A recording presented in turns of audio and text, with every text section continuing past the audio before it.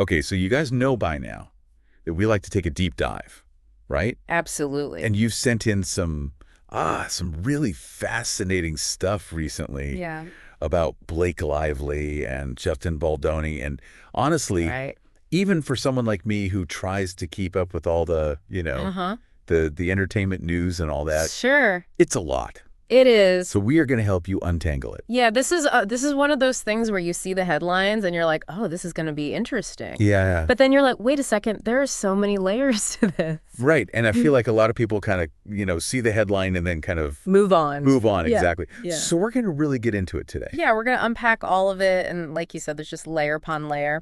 And Yeah. it's not just your typical contract dispute. Right. I mean, it's got everything. It does. It's got the allegations of unprofessional conduct. It's Yeah. got possibly even a breach of contract, which, just to be clear, means that one party didn't fulfill the agreed upon terms. Yeah. That's what a breach of contract is. Yeah. And because it involves these two major players, Lively and Baldoni, who have a history of working together. Right. I mean, the stakes are just so high. Yeah, they've worked together before and been very successful Exactly. and friendly, seemingly so. Right. So it is kind of like, wow, how did this happen? Right, exactly. And I think, that history adds to the intrigue of it all. It does. Because it's not just about, the legal battle, Right. but it's about like what went wrong. Yes. They had this seemingly good relationship and this successful collaboration, and now it's gone so sour. And especially with it ends with Us adaptation. Yes.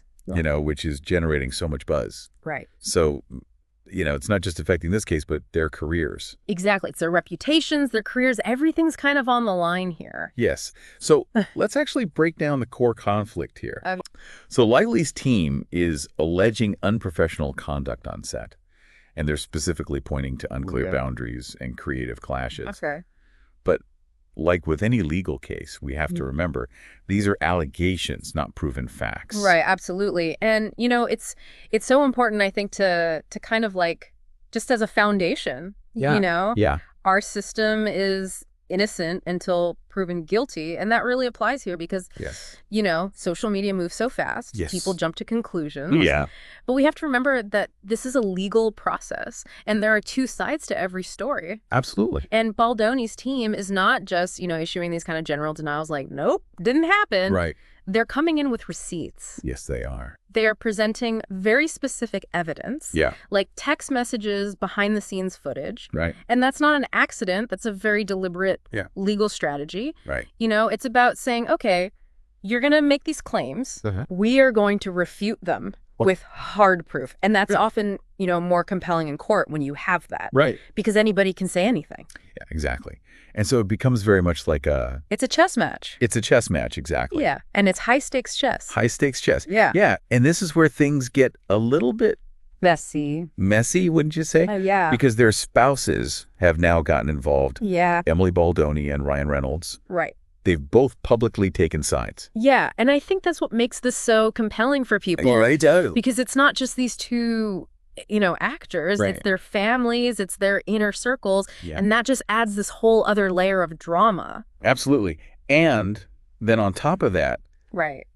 there's this request for a gag order. Yes. Like they're trying to silence any public discussion. Which is risky. It is risky, right? It is. Because on the one hand, you could say, well, they're trying to, prevent potential jury bias and protect sensitive information. But it often backfires. it feels like it always backfires. It does, because it makes people think, oh, what are you trying to hide? Exactly. If you're so adamant about controlling the narrative, it makes people suspicious. Right. And to me, it highlights just the immense power dynamics involved in these cases. Absolutely. Where it's like these are very powerful figures. Right. And they're trying to kind of control how the public perceives this whole thing. Right. And it makes you think, is this about justice? Yes. Or is this about PR? Right. It makes you wonder if that would even make a settlement less likely. It's possible. Because it just feels like it's so heated. It's so public already. Yeah. I mean, settlements are common in Hollywood. They are. I mean, let's be honest. A lot of times it's for financial reasons or just to avoid this long, drawn-out, messy trial. Yeah. But because they're both taking such a strong stance, And the potential impact on their careers is so big. Yes. It makes you wonder if they might actually be more willing to... to go to trial. To go to trial, to see this through. Especially since the timeline is crazy. It is, yeah. The pretrial conference isn't until February 2025. Oh, wow. And then a potential trial in 2026. So we're talking years away. Yeah, so this is a long game. It's a long game, yeah. And I think that, that's something to keep in mind as this unfolds, because the anticipation is just going to build and build and build. It is. Until we finally get to that point. It might seem like just another Hollywood scandal. Right. But it does make you think about some bigger things. It does. Doesn't it? Absolutely. About industry practices and how things are done. Right, because, at the end of the day, this case is shining a light on the importance of having clear guidelines and respectful conduct on set. Right. Particularly when you're dealing with, sensitive scenes. Yeah. And I think the allegations, regardless of whether they're true or not, really underscore the need for increased awareness and sensitivity to these power dynamics that exist. Absolutely. Because Hollywood is a very hierarchical industry. Yeah. And sometimes those power dynamics can really create a difficult environment. Right. And so, using intimacy coordinators, I think, is a step in the right direction. Yeah. But clearly there's still a lot of work to be done to ensure that everyone feels safe and respected on set. Absolutely. So just to recap for everybody, because I know this is a lot to take in. It is. We have this he said, she said battle. Right. Conflicting evidence. Yeah. High-profile spouses adding to the drama. Absolutely. A potential trial years down the line. Years away. It's very complicated. It is. But what does all this mean for you? Right.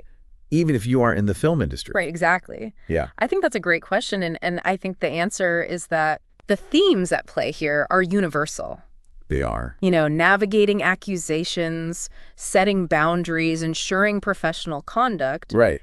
These are things that come up in any workplace. Yes. Whether you're in a corporate office, a small business, whatever it is you're doing. Yeah. These are issues that we all face. Absolutely. At some point in our careers. So I'll leave you with a thought to ponder as we go. Okay. The outcome of this case will likely have ripple effects on future film productions. Yeah. But what will those be? Right. Will it lead to more lawsuits? Right. Will it push Hollywood towards creating safer and more respectful sets? It's the big question. It is the question we have to ask. Yeah, and it's going to be fascinating to watch this all unfold. Yeah. To see what happens. Absolutely. Because I don't think we have any answers yet. Yeah. But it's going to be really interesting to see where it goes. Absolutely. All right. Well, thank you so much for breaking it all down for us. My pleasure. And we'll see you guys next time for another deep dive. Sounds good. Bye. Bye.